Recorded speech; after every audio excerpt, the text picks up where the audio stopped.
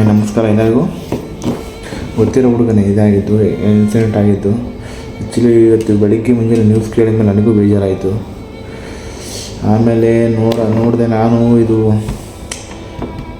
ನೋಡಿದೆ, ನನಗೂ ಸ್ವಲ್ಪ ದುಃಖ ಆಯಿತು. ಆಮೇಲೆ ನನಗೂ ವೀಡಿಯೋ ಮಾಡಬೇಕಂತ ಅನ್ನಿಸ್ತು, ಅದರಿಂದನೇ ವೀಡಿಯೋ ಮಾಡ್ತಾಯಿದ್ದೀನಿ.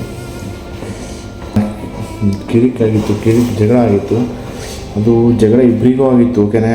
ಇಬ್ಬರಿಗೂ ಜಗಳ ಆಗಿದ್ರು ಇಬ್ಬರಿಗೂ ಸಸ್ಪೆಂಡ್ ಮಾಡಬೇಕಾಗಿತ್ತು. ಅವ್ರು ಏನು ಮಾಡಿದ್ರು, ಒಬ್ಬರಿಗೆ ಸಸ್ಪೆಂಡ್ ಮಾಡಿ ಆಮೇಲೆ ಅವ್ರ ಪೇರೆಂಟ್ಸಿಗೆ ಕಳಿಸಿ ಅಲ್ಲಿ ಮಾತಾಡಿದ ಮೇಲೆ ಆಮೇಲೇನೂ ಒಪ್ಪಲಿಲ್ಲ ಅವರು ಪ್ರಿನ್ಸಿಪಾಲ್ಸು.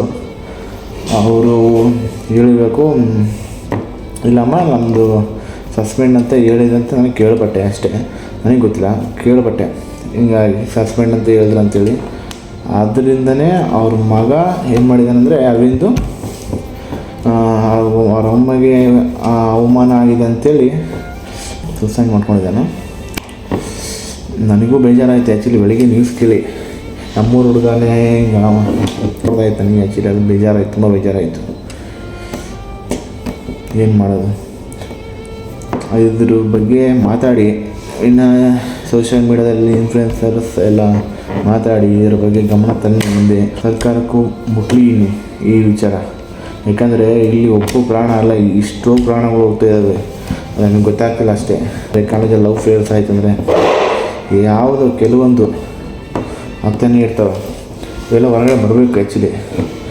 ಎಲ್ಲಿ ಅಲ್ಲಿಂದ ಅಲ್ಲಿಗೆ ಮುಗಿದಿದ್ದಾವೆಲ್ಲ.